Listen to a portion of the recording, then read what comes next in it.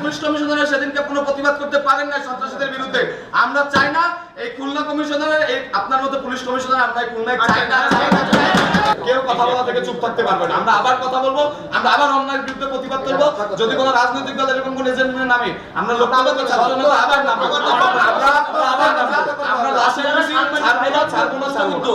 আমরা বলি আমাদের দেশে আর কোন ধরনের কোনো ঘুষ, দুর্নীতি, লিয়াজু, সিন্ডিকেট, বাজার সিন্ডিকেট, ওষুধ সিন্ডিকেট, ছাত্র সিন্ডিকেট, মাদক, অরাজকতা, গুন্ডামি, চাঁদাবাজি, নৈরাজ্য, সন্ত্রাস কিচ্ছু থাকবে না, কিচ্ছু থাকবে না। কোনো সিঙ্গারা বিস্কুটের লোভে নয়। এই একটানা 35 দিনেরও বেশি সময় ধরে আন্দোলন করে তারা আমরা আতঙ্কে পুলিশের উপর করে এই দেশটাকে আমরা ঠিক করতেছি। আমি যখন শান্তিপূর্ণ মিছিল নিয়ে ফেরত যাচ্ছিলাম তখন কেন সেখানে দায়িত্বরত এপিবিএন এবং পুলিশ আমার উপর গুলি চালালো স্যার। আমার শরীরে 11টা গুলি লেগেছে, 11টা গুলি লেগেছে স্যার, 11টা গুলি, 11টা গুলি, এখানে 11টা গুলি লেগেছে।